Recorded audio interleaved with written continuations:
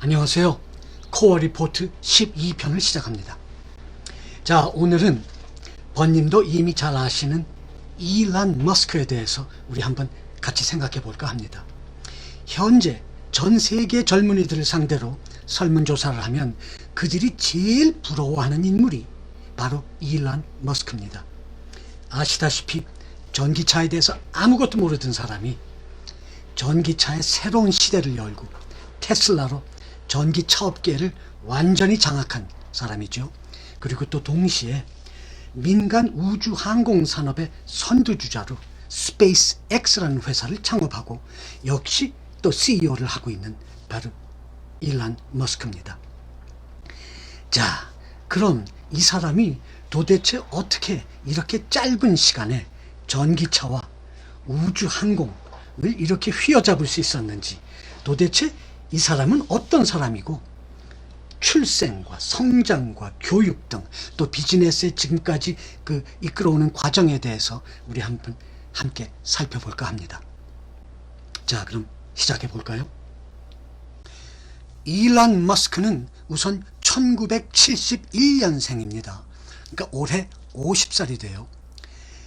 태어나기는 사우스 아프리카에서 태어났습니다. 그리고 3살 때 부모가 이혼을 합니다. 그래서 남동생 그리고 여동생과 함께 자라는데 그 어린 시절이 상당히 불행했다고 해요. 아버님도 없었고, 그리고 무엇보다 학교에서 심한 왕따를 당했답니다. 놀림만 당한 것이 아니라 폭행도 당하고 그랬다고 해요. 그래서 이 일론 머스크는 어린 시절부터 친구들하고 놀고 이러는 것보다는 방 안에서 공상과학책, 거기에 그냥 완전히 몰두합니다. 그런데 워낙 이 친구가 이 두뇌가 뛰어나서 수학과 과학에 엄청난 재능을 보이기 시작한답니다. 그래서 어린 시절부터 이제 학교 다니는 시절이겠죠. 별명이 인사이클로피디아, 백과사전이었대요. 기억력이 엄청나답니다. 아마 photographic memory라고 그러죠. 그냥 사진을 찍는 것처럼. 하여간 주변에서 자라날 때 굉장히 이상한 아이로 비춰주고 했답니다.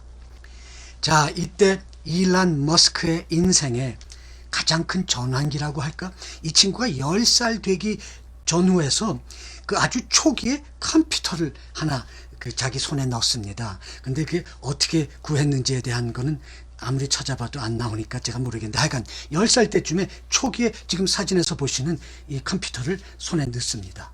그래가지고 혼자 있기 좋아하는 친구니까 컴퓨터 갖고 막 자기가 혼자서 연구해가지고 12살 때, 겨우 12살 때 첫 프로그래밍을 제작합니다. 그리고 이어서 비디오 게임을 개발을 해요. 10살 때쯤인데. 그래가지고 그거를 이름을 Blast Star, 지금 여기 번님이 보시는 겁니다. Blast Star라는 이름의 비디오 게임을 개발해가지고, 그리고 12살 때 그거를 $500에 매각합니다. 그러니까 12살 때 500불을 처음 번 것을 시작으로 기업인의 길로 들어서는 거죠. 그래서 17살 때는 캐나다의 퀸스 대학의 전액 장학금을 받고 입학을 합니다. 그런데 퀸스 칼리지 대학을 다니던 동안에 인턴십으로 Bank of Nova Scotia라는 은행에서 일을 하면서 그 은행의 업무에 대해서 그렇게 관심을 갖고 배웠답니다. 그때 대학 초년생 시절에 금융계의 흐름을 알아차린 거죠, 벌써. 그게 훗날에 이 친구한테 큰 도움이 됩니다.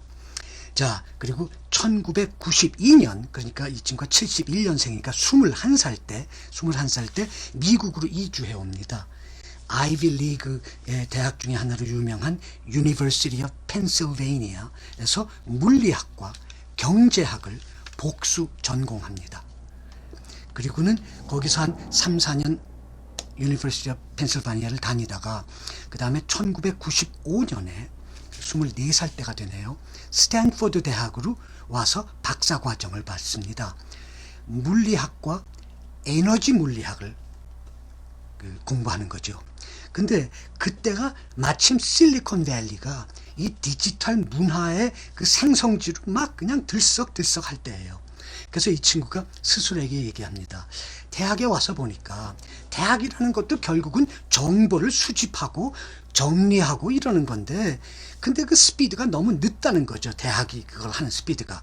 그래서 아니다, 내가 지금 대학에서 썩을 게 아니고 실리콘밸리가 초기 형성되는 과정에 나도 적극적으로 참여해야겠다. 그래가지고 스탠포드 대학으로 옮겨서 박사과정 이틀 만에 자퇴합니다. 기억나세요? 애플의 창업자, 참 이 시대에 정말 최고의 인물이지. 일란 머스크 전에는 세계 젊은이들이 제일 부러워했던 게 스티브 잡스 아닙니까? 최장암으로 돌아가셨지만 스티브 잡스도 하버드 대학에 가서 1학기만 하고는 자퇴했어요. 학비가 너무 많고 자기를 입양한 부모인데 그게 돈도 많이 없는 부모의 돈을 내가 이런 비싼 학비, 그래서 한 학기만 하고는 안 다니고, 그리고 그 다음 학기부터는 도강을 했답니다. 그러니까 돈 안 내고 그냥 복도 다니다가 이게 귀에 솔깃한 그 클래스에 뒤에 슬쩍 앉아서 듣는 건데, 그때 이 서예를 배웠답니다.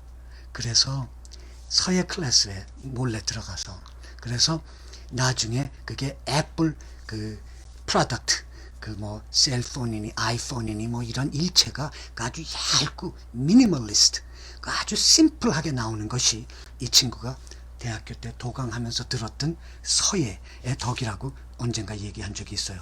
자, 얘가 잠깐 옆으로 갔는데 다시 일란 머스크로 돌아옵니다.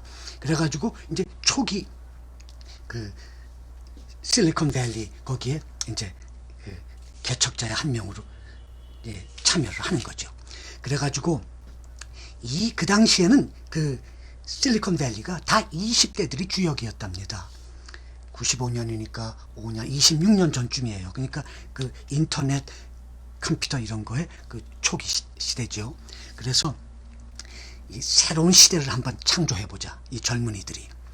지금은 그들이 권력을 잡고 나서 많이 바뀌었습니다만은, 그래서 일란 머스크가 그때 돈이 하도 없어서 단칸방에서 3명이 합숙을 하면서 첫 사업을 시작합니다.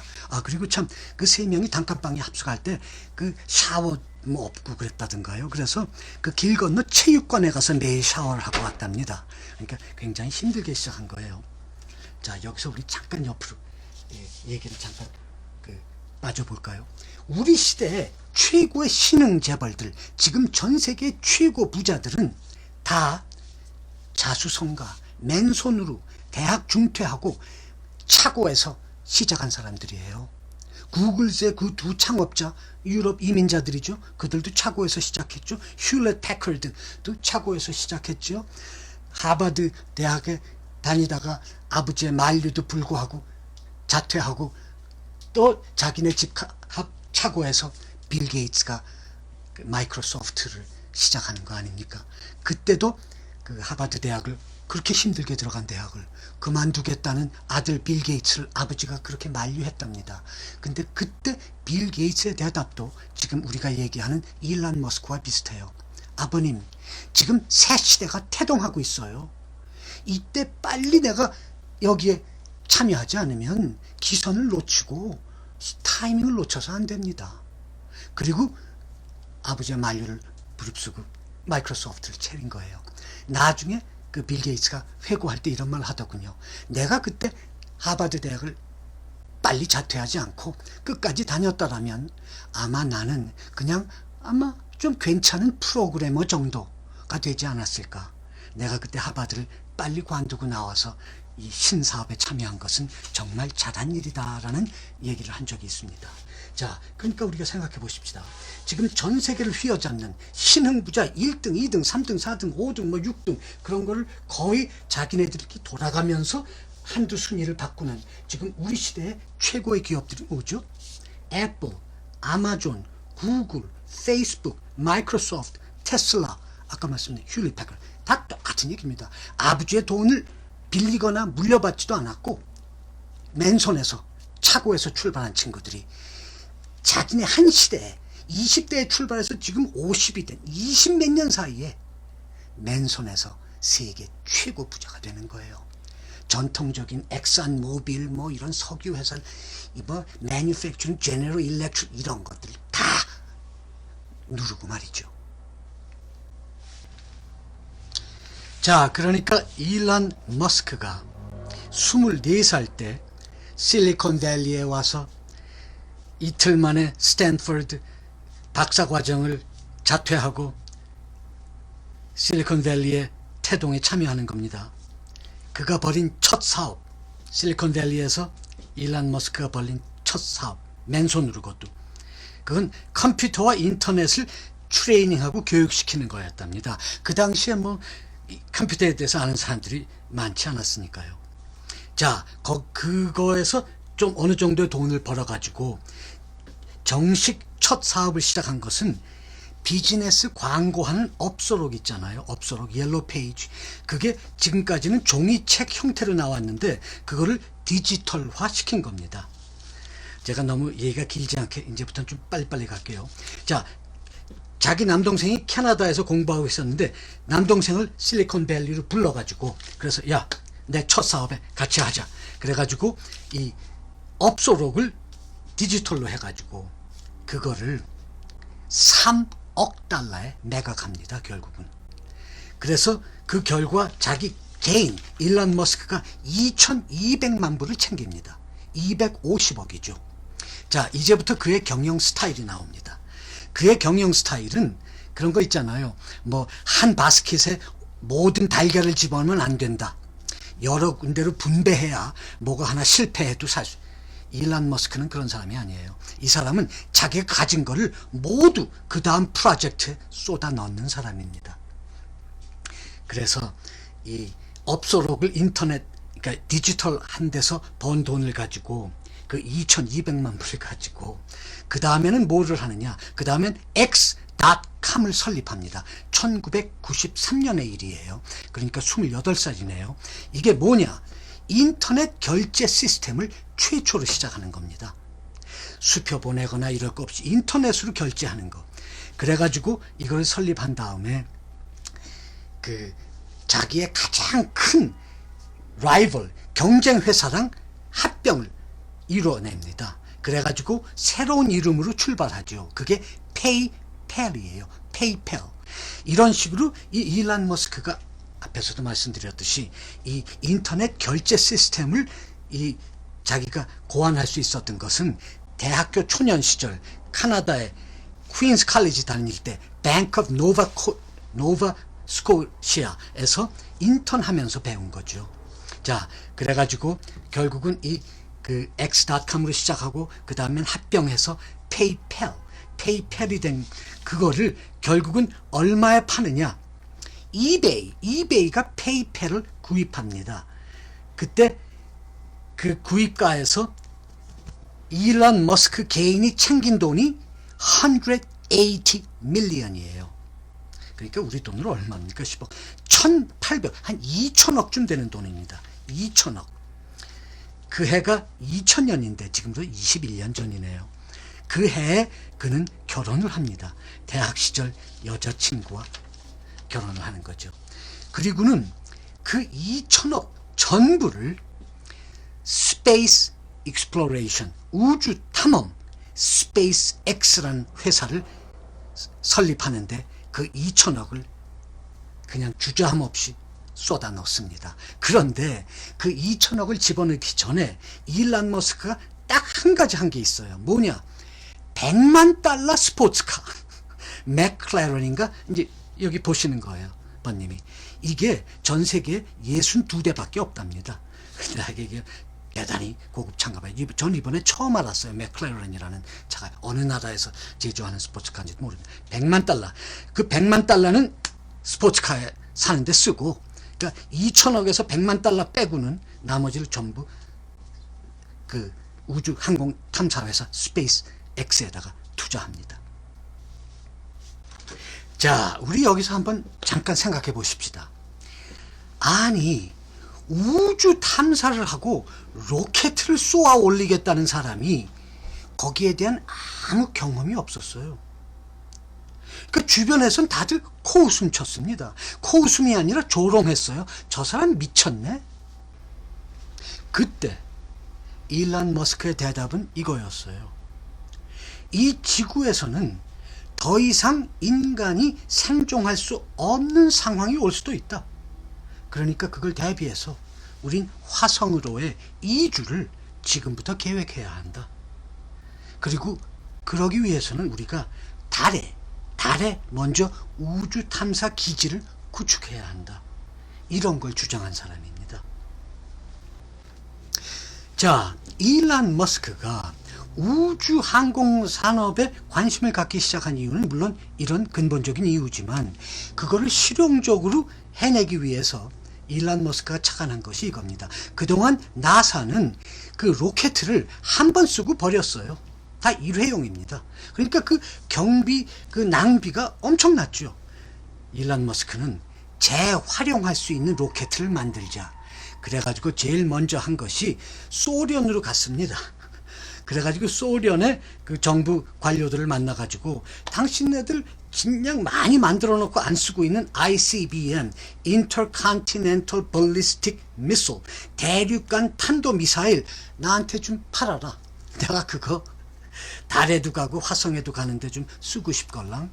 그러니까 소련의 그때 지도자들이 뭐 지금도 똑같은 사람들이지만 이 일론 머스크의 이 오퍼, 제의를 마치 미친놈 취급했답니다. 그래서 일론 머스크가 미국으로 돌아오는 비행기 안에서 작심을 한 거예요. 또 마침 그때 비행기에 이미 그 잡지들이 있었는지 자기가 어떻게 준비해 갔는지 소련의 여러 미사일에 대해서 공부를 한 겁니다. 그래가지고 처음부터 아예 내가 디자인을 하고 만들자. 그래가지고 일론 머스크가 Falcon 1 이라는 이름의 로켓 제작에 착수합니다. 로켓에 관해서 아무것도 모르면서 모든 사람들의 웃음거리, 미친 짓이라는 소리를 들으면서, 자, 바로 이런 아주 시급한 시기에 일론 머스크는 또 하나의 프로젝트에 착수합니다. 그건 바로 전기차지요. 그리고 이럴 때 쓰는 영어 표현이 있죠. 제가 전에도 말씀드렸던 The rest is history. 그 다음에 이야기는 번님도 잘 아는 유명한 사실이니까 이제 일론 머스크는 스페이스X와 테슬라 이 두 개의 회사의 공동 소유주면서 또 창업자이기도 하고 세계 최고의 부자이기도 하고, 그러니까 세계의 젊은이들이 부러워하지 않을 수 있겠습니까? 자, 우리 헤어지기 전에 마지막으로 한마디. 일론 머스크가 자기의 그 일렉트리컬 전기차 테슬라를 우주선에 실어가지고 지구 궤도에 진입시켰어요. 운전석에는 마네킹을 앉혀놓고 말이죠. 그래서 우리가 지금 얘기하고 있는 이 순간에도 테슬라는 지구의 궤도를 공전하고 있습니다. 그럼 우리 다음 코어 리포트 13편에서 만날 때까지 잘 지내세요. 귀한 시간 감사합니다. 안녕히 계세요.